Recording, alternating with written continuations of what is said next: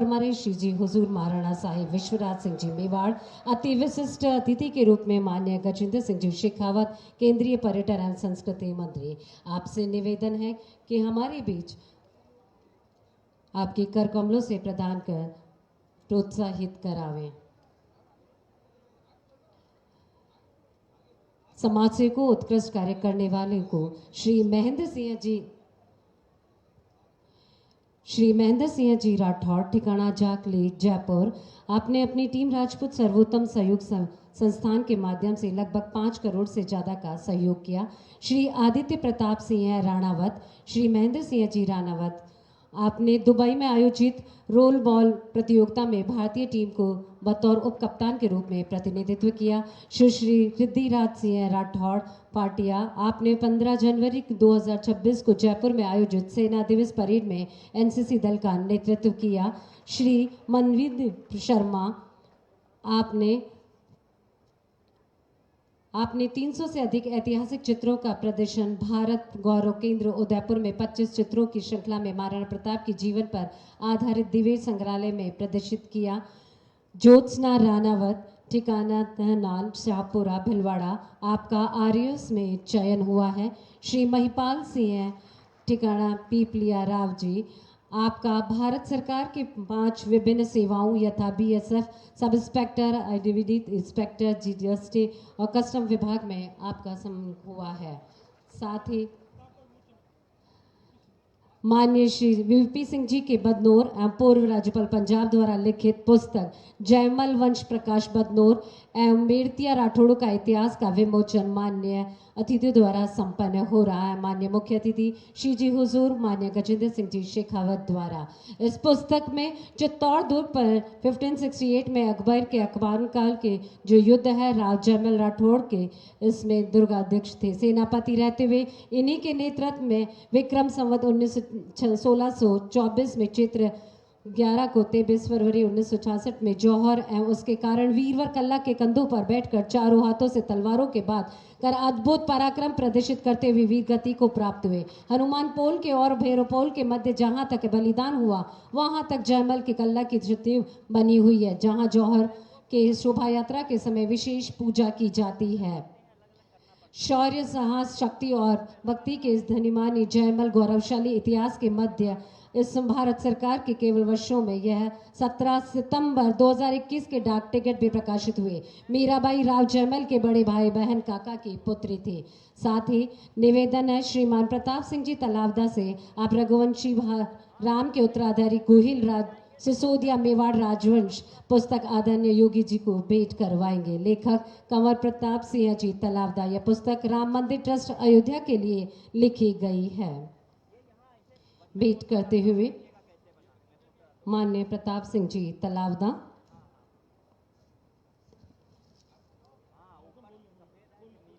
धन्यवाद महोदय। आज मौन शब्द अर्चना है। आज चित्तौड़ की गौरव गरिमा के जीर्णोद्धार का विनम्र अनुष्ठान है। आज वीर प्रक्षु मेवाड़ धरा पर श्रद्धांजलि जॉर्ज शिरोमणि महामहोत्सव के गौरव गरिमामय समीपे मुख्य अतिथि धर्मगुरु के रूप में सुआगमन श्रद्धा की संगम में होकर पराग तुग्ध त्रिवेणी संगम होकर चित्तौड़ प्रयाग हो गया। वीर भूमि पर आपका पदार्पण एक तरह से वीरता के नद में गंगा जमुनी अस्मिता का अनूठा संगम हो गया। किसी नहीं मालूम कि राम कृष्ण और गंगा जमुना का ये महान सपूत वीरता के नद में उत्तराखंड की गंगा स्वरूपा हिम के आंचल से जिसकी तासीर ठंडी है, जिसका महान सपूत संपूर्ण जीवन भारत माता की सेवा समर्पित करके जो शौहरत हासिल की है, वह इतिहास के अक्षरों में पिरामिड के रूप में सदैव दमकता चमकता रहेगा।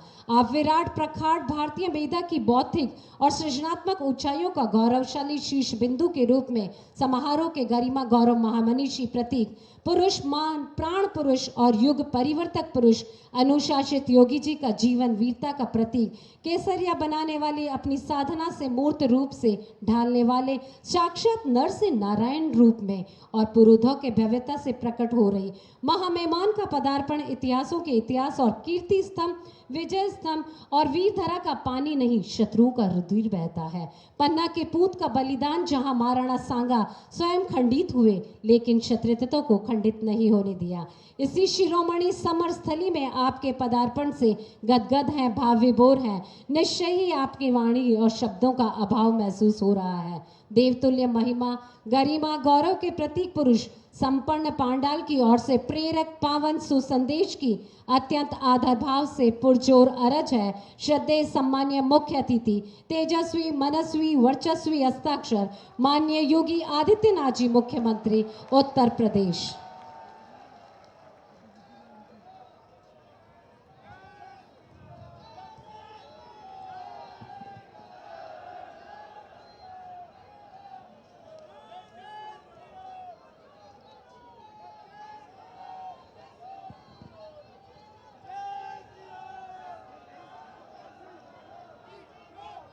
एकलिंग महादेव की, एकलिंग महादेव की, भारत माता की, भारत माता की, वंदे वंदे वंदे। सियावर रामचंद्र भगवान की, सियावर रामचंद्र भगवान की। महाराणा कुंभा की, महाराणा कुंभा की, महाराणा सांगा की, महाराणा सांगा की, महाराणा प्रताप की, महाराणा प्रताप की, महारानी पद्मिनी की, महारानी पद्मिनी की। नमः पार्वती पतिये हर हर।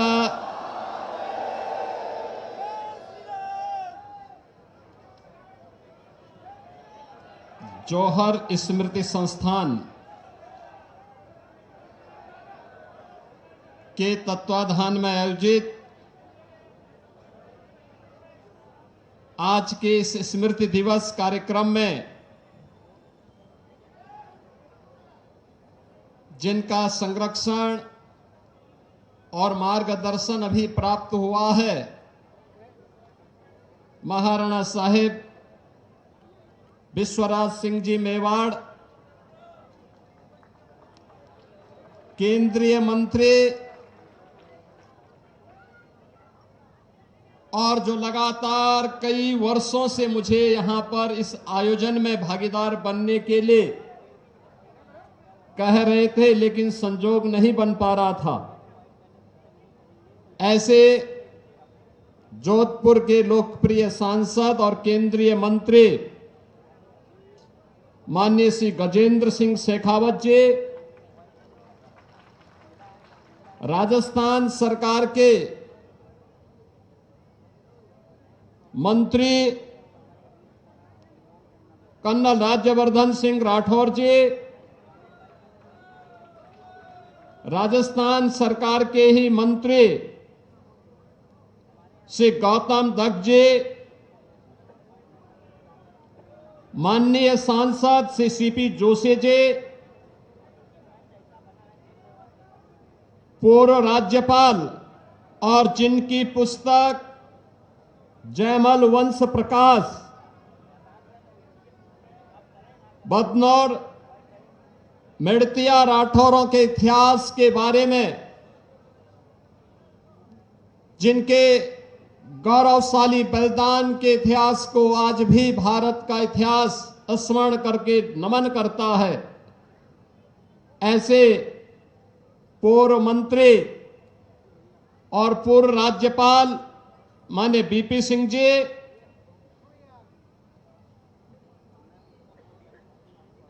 चित्तौड़गढ़ के लोकप्रिय विधायक श्री चंद्रभान सिंह आक्या जी,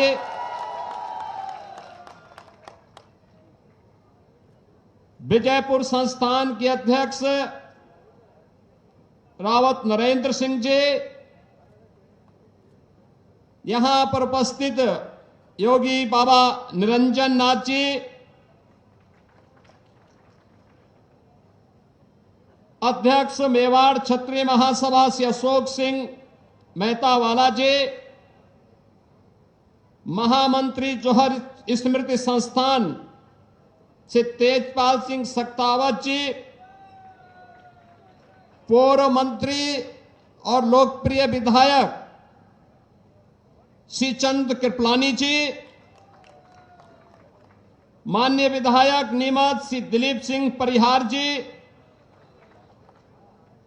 माननीय विधायक सिताना मारवाड़ श्री हमीर सिंह जी, माननीय विधायक मसूदा श्री वीरेंद्र सिंह जी, माननीय विधायक अर्जुन जी, सम्मानित मंच, पूज्य संतजन, आज के इस समारोह में उपस्थित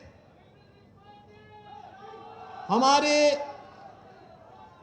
सभी माताएं, बहनें, नौजवान साथियों और स्मृति संस्थान के श्रद्धांजलि समारोह में उपस्थित राजस्थान और आसपास के सभी क्षेत्रों से उपस्थित बहनों और भाइयों, आज मुझे यहां पर प्रातःकालीन सत्र में इस वीर भूमि को नमन करने, महारानी पद्मावती के जौहर स्थल को नमन करने और माता कालिका के मंदिर में दर्शन करने का सौभाग्य प्राप्त हुआ है। बहनों और भाइयों,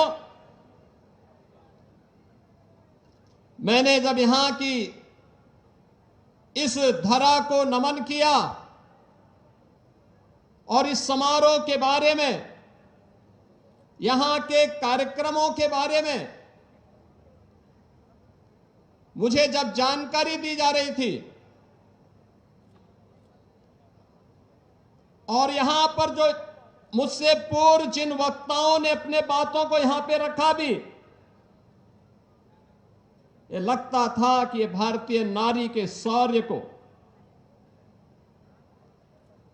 उनके अस्मिता को, उनके स्वाभिमान को सम्मान देने का एक कार्यक्रम महारानी पद्मिनी ने हमें विरासत में सौंपी है और उसको नमन करके हम नारी गौरव को एक नई ऊंचाई प्रदान करने के लिए, अपने दायित्वों का निर्वहन करने के लिए यहां पर आए हैं। मेरा मानना है कि भारत की अमर गाथा है, जो नारी अस्मिता, नारी सम्मान और नारी स्वावलंबन का एक नई प्रेरणा हम सबको प्रदान कर रहा है। मैं आभारी हूं, अभी यहां पर महाराणा साहब ने जो बात यहां पर कही है, और मैं सही बता रहा हूं, हम लोग आज उत्तर प्रदेश में अगर कुछ कर पा रहे हैं तो तेज इसी राजस्थान का तेज है, यही चित्तौड़गढ़ का तेज है।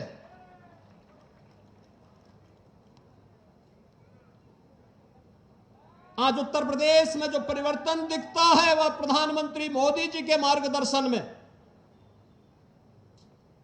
उसके पीछे राजस्थान की इस वीर भूमि का भी योगदान है, क्योंकि मेरे पूज्य दादा गुरु इसी भूमि से गोरखपुर गए थे।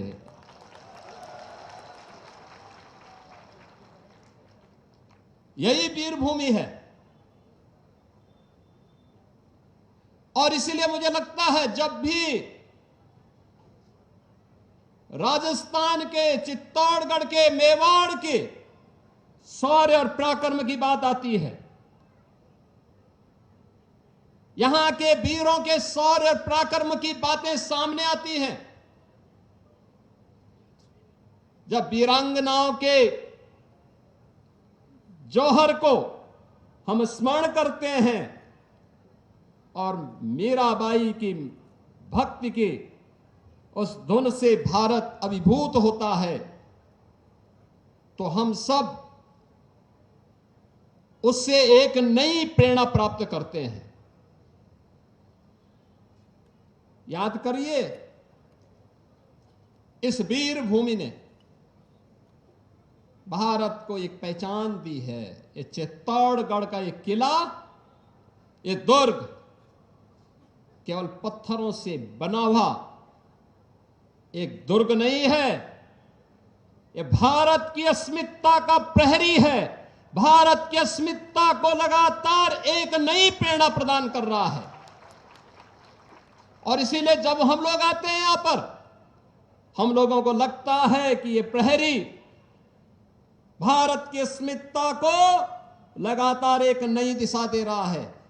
और कौन ऐसा भारतीय होगा, कौन ऐसा सच्चा भारतीय होगा जिसके मन में श्रद्धा का ये भाव इस वीर भूमि के प्रति, यहां के राणाओं के बलिदान के प्रति, राष्ट्र के प्रति, उनके शौर्य और पराक्रम के प्रति उनके मन में ना आता हो। हर भारतीय के मन में जब भी भारत संकट में होता है, जब भी भारत का कोई अभिभावक अपने पुत्र को आगे बढ़ने के लिए प्रेरित करता है, आप देखते होंगे हर भारतीय के मन में 3 नाम अक्सर आते हैं। महाराणा प्रताप का नाम आता है, छत्रपति शिवाजी महाराज का नाम आता है, गुरु गोविंद सिंह जी महाराज का स्मरण आता है। इन राष्ट्र नायकों ने अपने लिए नहीं लड़ा था, अपने परिवार के लिए नहीं अपना बलिदान दिया था। इनका संघर्ष देश के लिए था, धर्म के लिए था। इनका संघर्ष सत्ता के लिए नहीं था। ये सत्ता का संघर्ष नहीं था, साम्राज्य का संकट का भी कोई संघर्ष नहीं था। ये धर्म और अस्मिता का संकट था, भारत की अस्मिता का संकट था, भारत की स्वाधीनता का संघर्ष था। और उस संघर्ष के लिए उन्होंने उस हर चुनौती का सामना किया, चट्टान की तरह उसके सामने खड़े हुए और उसका मुकाबला करके उसको नेस्तनाबूद करने का काम भी किया। और यही कारण है कि हर भारतीय गौरव के साथ कहीं भी आप जाएंगे, भारत के अंदर उत्तर, दक्षिण, पूरब, पश्चिम, सर्वत्र महाराणा प्रताप के बारे में हर व्यक्ति के मन में श्रद्धा का भाव है। दुनिया के अंदर आप जाएंगे, दुनिया के अंदर महाराणा प्रताप के बारे में, महाराणा सांगा के बारे में, महारानी पद्मिनी के बारे में, महाराणा कुंभा के बारे में और बप्पा रावल से प्रारंभ हुई इस परंपरा के बारे में हर भारतीय नमन करता है। कोई संदेह नहीं, कोई संदेह कहीं भी नहीं है, क्योंकि राष्ट्र के प्रति जो भी योगदान देगा उसका स्मरण लंबे समय तक होता है। और इसीलिए हम आज इतिहास को स्मरण नहीं कर रहे हैं, बल्कि इतिहास बनाने वाली धरती का साक्षात्कार कर रहे हैं, उसका साक्षात कर रहे हैं। इतिहास कैसे बनता है, ये चित्तौड़गढ़ का दुर्ग उसका प्रतीक है। इतिहास कैसे बनाया जाता है, त्याग और बलिदान की परिपाटी क्या होती है, ये दुर्ग उसका प्रतीक है। आज का ये श्रद्धांजलि समारोह हम सबको इस बात के लिए भी प्रेरित कर रहा है, इस बात के लिए भी प्रेरणा दे रहा है कि आने वाले समय में किसी बेटी और किसी बहन को इस प्रकार के दौर से न गुजरना पड़े, उस प्रकार की स्थितियों का सामना न करना पड़े। और मैं सचमुच जब जौहर की गाथा के बारे में, जिसके बारे में हमारे केंद्रीय मंत्री श्री शेखावत जी यहां पे कह रहे थे 1303, 1535 और 1568 में जो 3 बड़े जौहर यहां पर देखने को मिले हैं, भारत का इतिहास जिन वीरांगनाओं के इस जौहर से भरा पड़ा है, ऐसा नहीं कि यहां का वीर न लड़ रहा हो, वह लड़ रहा था, लेकिन जब महाराणा रत्न सिंह को धोखे के साथ वे वीर गति को प्राप्त हुए अलाउद्दीन खिलजी के धोखे से, क्योंकि शत्रु हमेशा धोखे से ही हमारे वीरों का मुकाबला कर पाया था। आमने सामने की लड़ाई में वे कहीं नहीं टिकते थे, कहीं नहीं टिकते थे।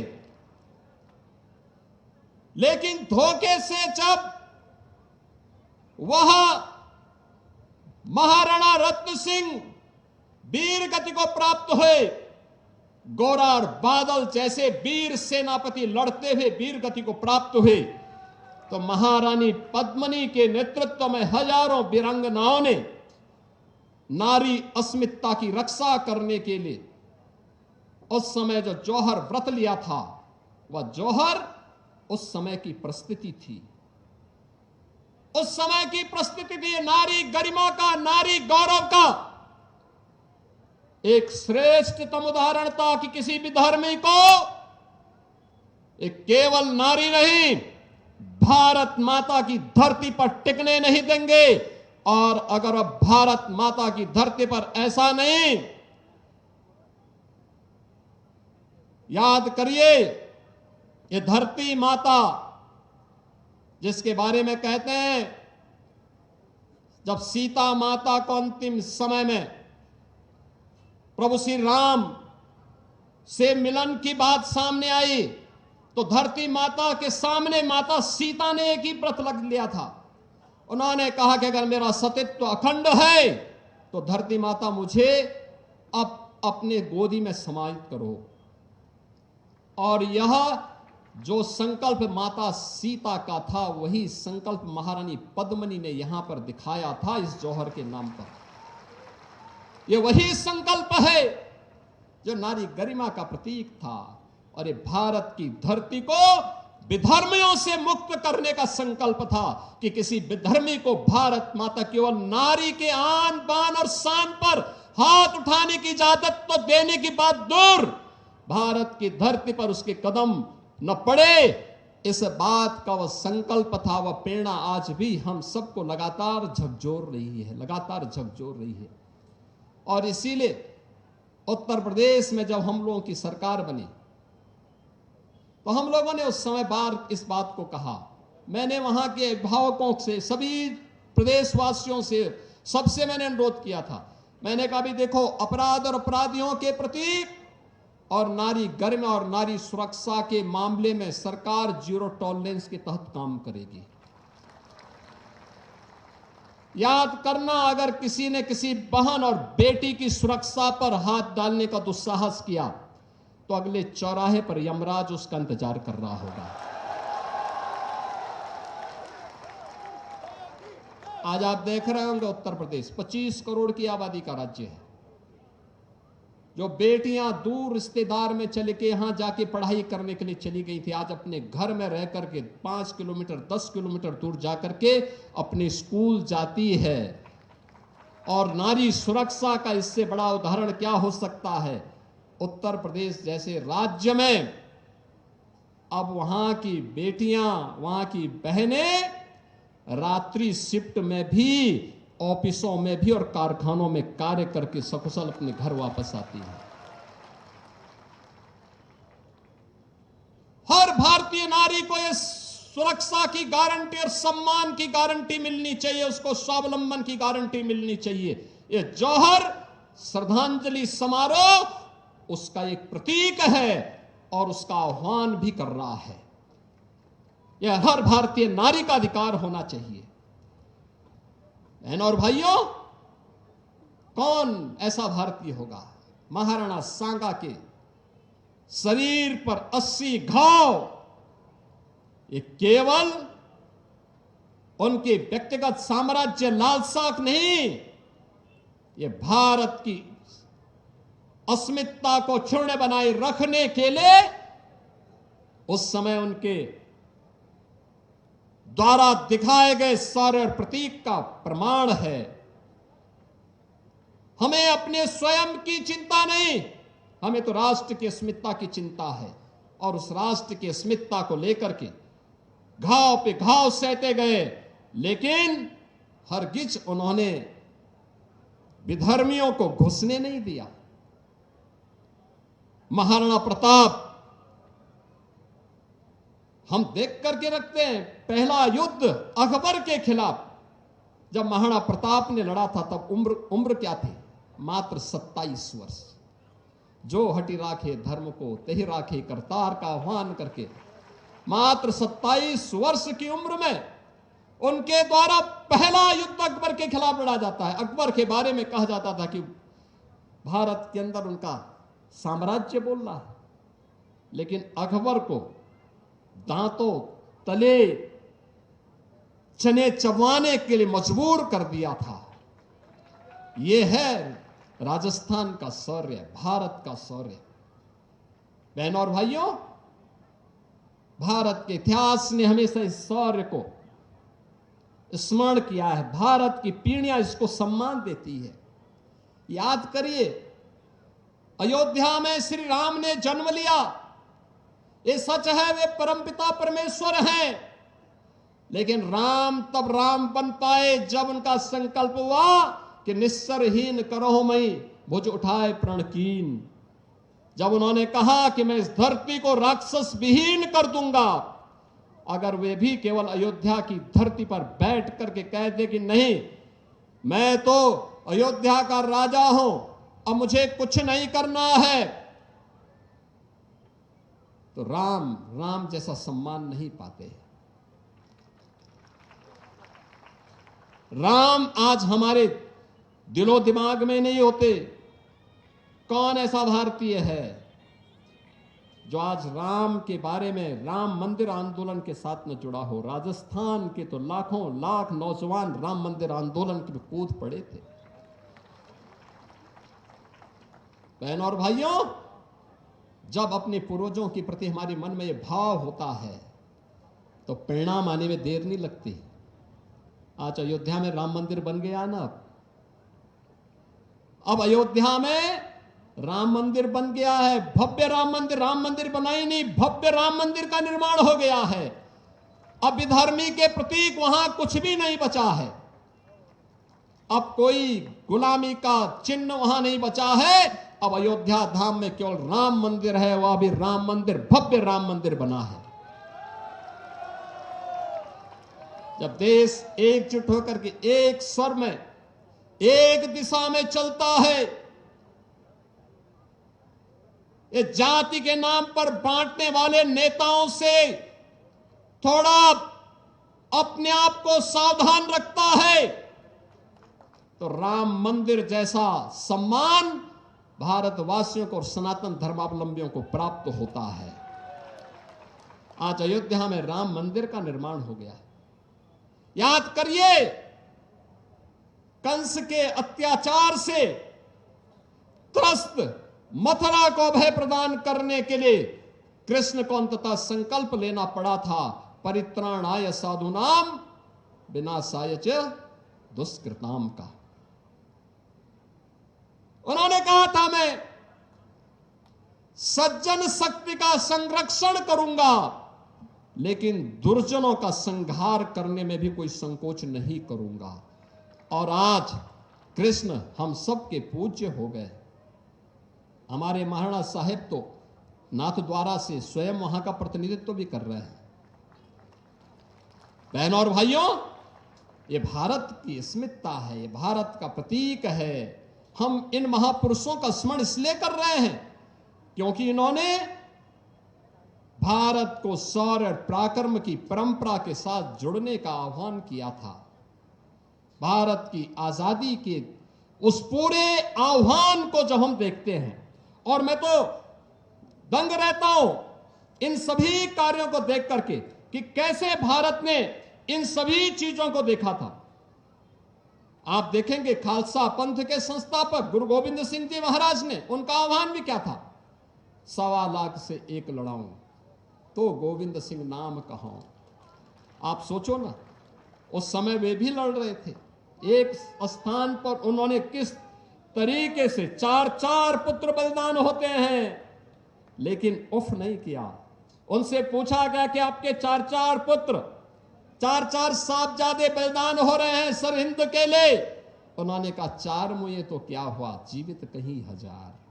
पूरे समाज को ही अपना पुत्र मान करके उनका संरक्षण जो प्राप्त हो रहा था। बहनों और भाइयों, यही स्थिति इस देश के अंदर आजादी के आंदोलन के दौरान भी हम देख रहे थे। उत्तर प्रदेश के अंदर जब हम बात करते हैं झांसी की रानी लक्ष्मीबाई का, कौन ऐसा भारतीय होगा जो झांसी की रानी लक्ष्मीबाई का स्मरण करता हो। उनके बारे में कहा जाता है, सिंहासन हिल उठे, राजवंशों ने भ्रिकुटी तानी थी, बूढ़े भारत में आई फिर से नई जवानी थी, खूब लड़ी मर्दानी वो तो झांसी वाली रानी थी। खूब लड़ी मर्दानी वो तो झांसी वाली रानी थी। ये नारी गरिमा है। जब उन्होंने 1857 के प्रथम स्वातंत्र समर में अंग्रेजों के विरुद्ध संघनाद किया था, तब उनकी उम्र मात्र 26 वर्ष की थी। 26 वर्ष की। 27 वर्ष की उम्र में वे बलिदान हो गई थी।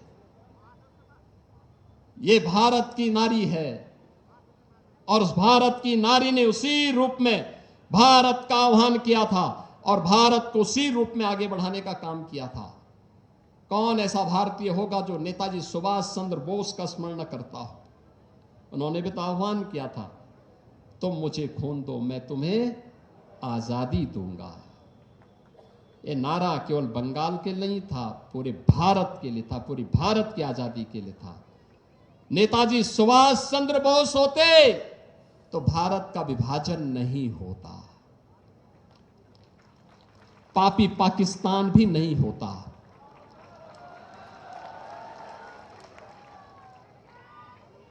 उनका यह आह्वान भारत की अस्मिता के लिए था, भारत की आजादी के लिए था, भारत के नौजवानों के साथ था। आप जाइए ना भारत से बाहर भी, जापान में, सिंगापुर में, भारत के अंदर पोर्ट ब्लेयर में जाइए, नेताजी सुभाष चंद्र बोस के द्वारा भारत की आजादी के लिए, म्यांमार में आप जाइए, भारत की आजादी के लिए उनके द्वारा किए गए योगदान का स्मारक आज भी हम सब का आह्वान, सब भारतीयों का आह्वान करता है। बहनों और भाइयों, उत्तर प्रदेश में देश की आजादी के लिए एक नया आंदोलन हुआ था, काकोरी ट्रेन एक्शन की। पंडित राम प्रसाद बिस्मिल और ठाकुर रोशन सिंह, चंद्रशेखर आजाद, ये सभी क्रांतिकारी अंग्रेजों के द्वारा गिरफ्तार हो गए।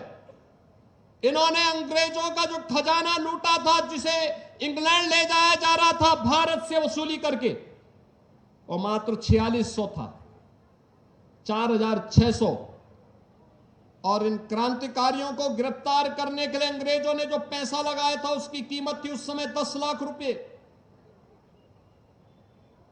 पंडित राम प्रसाद बिस्मिल को गिरफ्तार करके जेल में बंद कर दिया गया, ठाकुर रोशन सिंह को जेल में बंद कर दिया गया, कई क्रांतिकारियों को जेल में बंद कर दिया और जेल में बंद किया गया।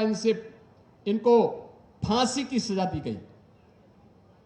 फांसी की सजा देने के जिस दिन फांसी की सजा तय थी, उसके 2 दिन पहले ही उन्हें फंदे पर लटका दिया गया।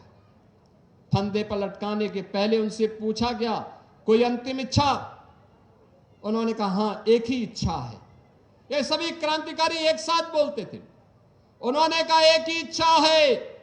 कहा क्या इच्छा है? उन्होंने कहा है इस भारत वर्ष में 100 बार मेरा जन्म हो और कारण सदा ही मृत्यु का देशोपकारक कर्म हो।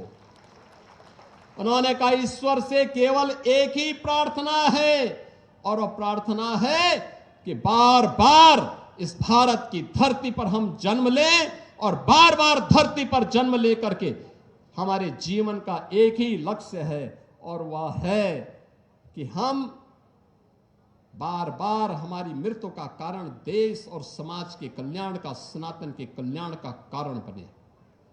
बहनों और भाइयों, हम भारत की आजादी के आंदोलन के ही महानायक वीर सावरकर का स्मरण करते हैं।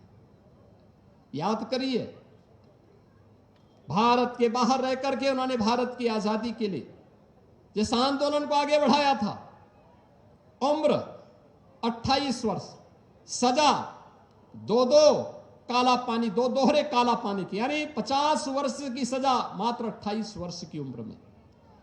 एक ही जेल में, अंडमान निकोबार की एक ही जेल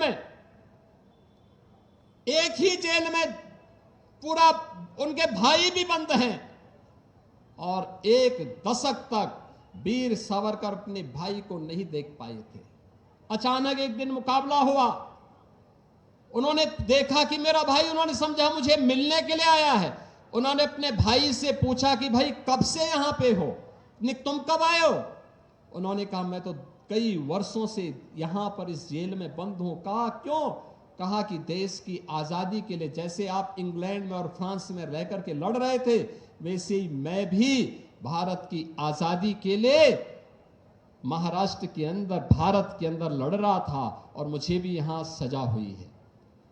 बहनों और भाइयों, इतिहास इससे बनता है, और इस इतिहास को अगर सही मायने में किसी ने हम सबको स्मरण कराया है, तो स्मरण कराया था 1893 में शिकागो की धर्म सभा में, जब स्वामी विवेकानंद ने वहां जाकर के उद्घोष किया था, और एक ही उद्घोष उनका था। उन्होंने ये नहीं कहा मैं किस जाति का हूं, पंथ और संप्रदाय की बात भी नहीं कही। उस समय स्वामी विवेकानंद ने एक ही बात कही थी, और उन्होंने कहा था, हम सब भारतीयों के लिए कहा था कि गर्व से कहो हम हिंदू हैं, और गर्व से कहो ये हिंदू का ये उद्घोष आज भी पूरे भारत को एकता के सूत्र में बांधने का कार्य करता है। बहनों और भाइयों, हम नेपाल में जाते हैं, हिंदू का ये भाव हर व्यक्ति को जोड़ता है, तोड़ता नहीं है, तोड़ता नहीं है। ये देश कमजोर क्यों हुआ?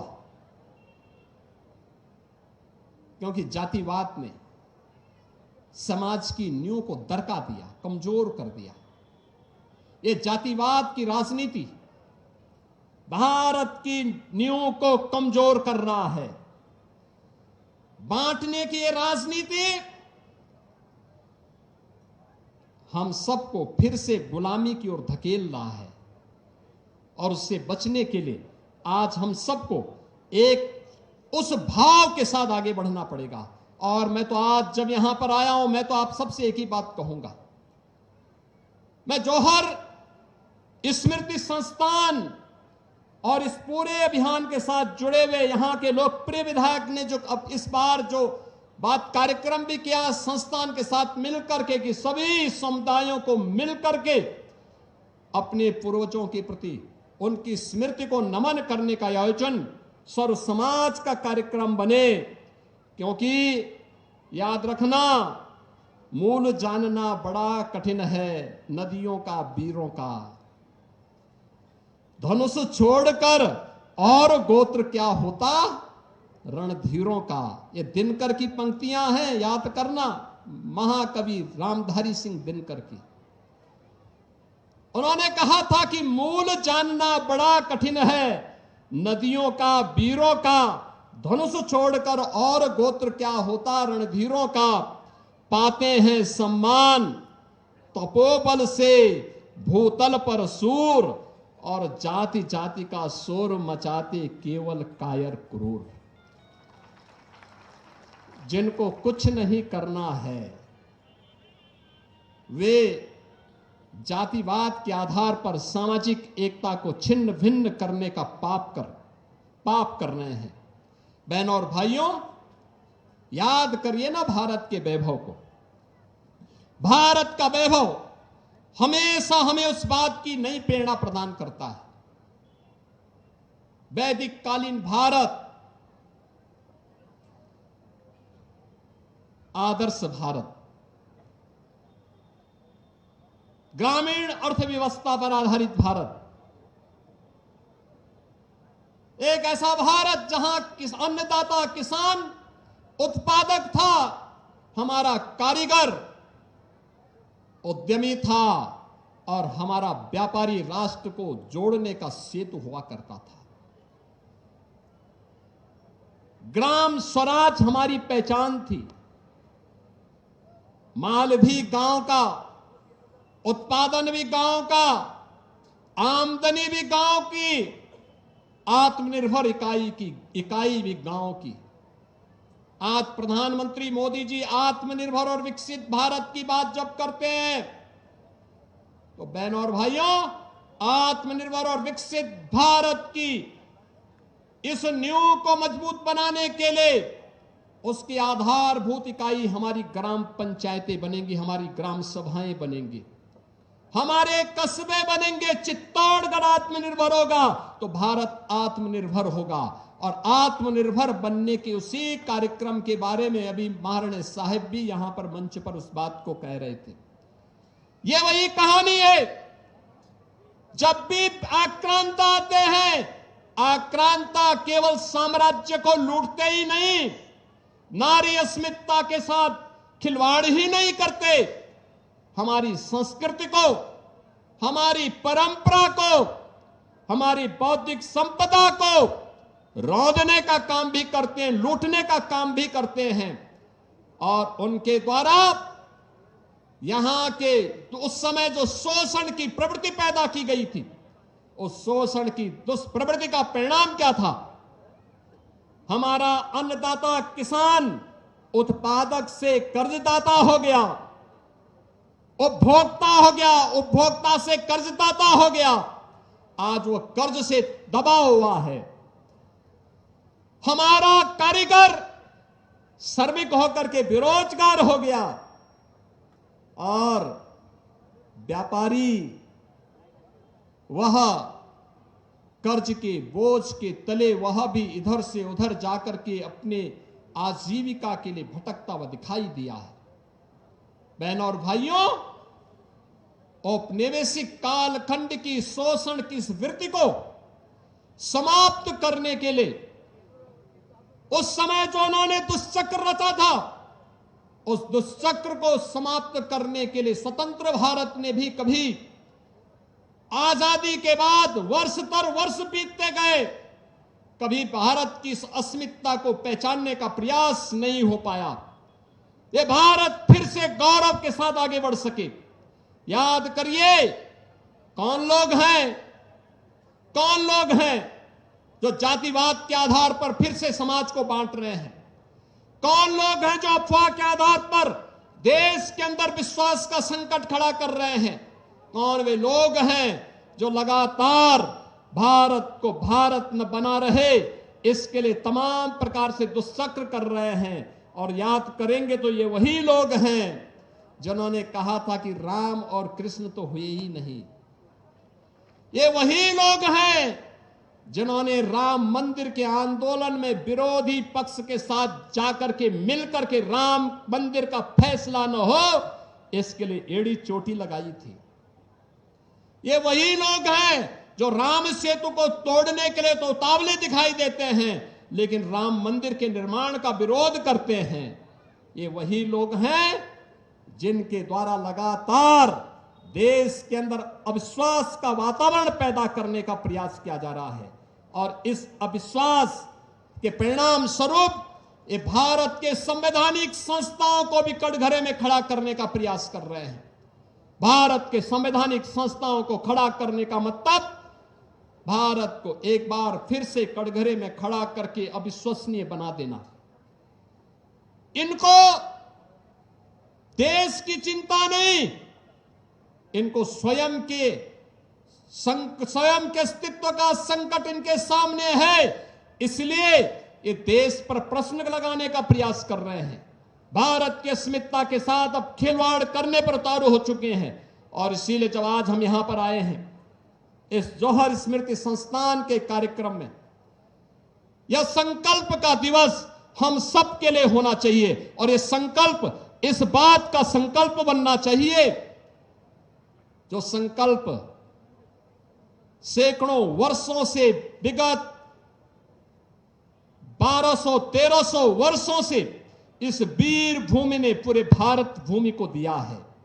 उस संकल्प के साथ जुड़ने का, वीरों और वीरांगनाओं को नमन करने का, उससे एक नई प्रेरणा प्राप्त करने का। मैं जब यहां आया था, मैं देख रहा था चित्तौड़गढ़ के दुर्ग में जाकर के, जौहर भूमि को नमन करके, मां कालिका के मंदिर में दर्शन करके मैं विभूत भी था। भाषा अवरुद्ध थी, भावनाओं से भरी हुई थी और इस बात को लेकर के भरी हुई थी। मुझे उस समय याद आ रही थी उत्तर प्रदेश के एक हिंदी साहित्य के महान साहित्यिक कीर्ति रखने वाले हल्दी घाटी के रचयिता श्याम नारायण पांडे की मुझे पंक्तियां याद आ रही थी। मैं देख रहा था उनकी पंक्तियां हल्दी घाटी में, मुझे बहुत उसके साथ कर रही थी। मैं चित्तौड़गढ़ को जब देख रहा था, इस वीर भूमि को जब मैं देखता हूं और मुझे याद आती है उनकी पंक्तियां कि एक लिंग का आसन है, इस पर न किसी का शासन है। याद करिए ना, आज खिलजी वंश को कोई जानने वाला नहीं है। बाबर और औरंगजेब का, अकबर की खानदान का कहीं अता पता नहीं है। याद करिए, खिलजी के नाम पर भारत के अंदर कोई नमूना दिखाई देता है क्या? अकबर या बाबर या औरंगजेब के नाम पर कोई दिखाई देता है क्या? कोई सोहदा दिखाई देता है क्या? कोई नहीं दिखाई देता होगा। लेकिन महाराणा प्रताप की वंशावली, महाराजे साहब की उपस्थिति आज भी सैकड़ों वर्षों के बाद हमारे सामने है। वीरांगना पद्मनी की वंशावली हमारे सामने है, वीर हमीर की वंशावली हमारे सामने है। और इसीलिए तो हमने कहा कि एक लिंग का आसन है, इस पर न किसी का शासन है। नित सिहक रहा कमलासन है, यह सिंहासन सिंहासन है। यह सम्मानित अधिराजों से, अर्चित राज समाजों से इसके पदरज पोछे जाते, भूपों के सिर के ताजों से। इसकी रक्षा के लिए हुई कुर्बानी पर कुर्बानी है, और राणा तो इसकी रक्षा कर, यह सिंहासन अभिमानी है। बहनों और भाइयों, आज का ये स्मृति दिवस हमें एक लिंग के शासन के प्रति उस नमन को व्यक्त करने का एक अवसर दे रहा है, जिसको आज जौहर स्मृति संस्थान ने 1982 से लगातार, याद करिए, 1303 से लेकर के कई बार जौहर पर जौहर व्रत का यहां पर धारण करने का कार्य यहां की वीर माताओं के द्वारा, वीरांगनाओं के द्वारा लिया जाता रहा। लेकिन आजादी के बाद ये प्रेरणा जिस राज ऋषि को प्राप्त हुई, मैं उनकी स्मृतियों को भी नमन करता हूं, जिन्होंने वर्तमान पीढ़ी को इस बात का एहसास कराया कि आने वाली समय में ऐसी स्थिति पैदा मत होने देना कि हमारी बेटी और बहनों को, हमारी माताओं को जौहर व्रत धारण करना पड़े। इस प्रकार की परिस्थितियां न पैदा हो, और जिससे आज हम सब यहां पर एकत्र हुए हैं। आज का यह दिवस हम सबके लिए इस बात का उद्घोष करता है कि सनातन की मर्यादा सदैव अमर है और अमर रहेगी। ये सनातन धर्म कभी पददलित नहीं हो सकता। हां, चुनौतियों का मुकाबला कर सकते हैं। हमने अनेक चुनौतियों का मुकाबला किया, हम करेंगे, लेकिन हमारी अमरता पर कोई उंगली नहीं उठा सकता। ये चित्तौड़गढ़ का दुर्ग उस बात का प्रतीक है।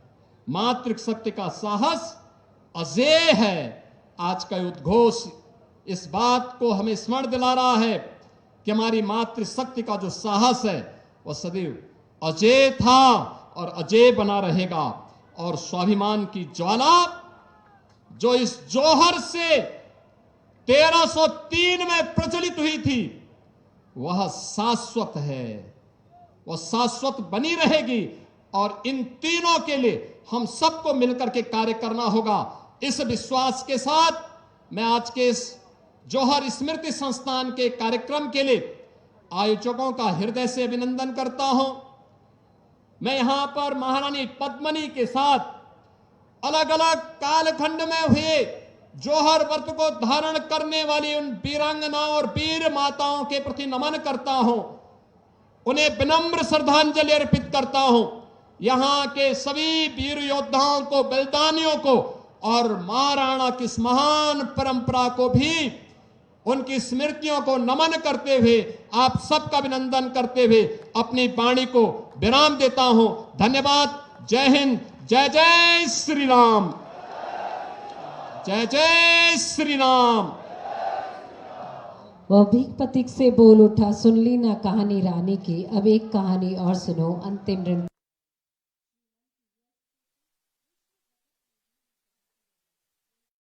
भगवान एकनाथ से प्रार्थना है। आभार अभिव्यक्ति के लिए निवेदन है श्रीमान ठाकुर शक्ति सिंह जी मोरिया, उपाध्यक्ष जौहर स्मृति संस्थान। आभार अभिव्यक्ति। स्मृति संस्थान के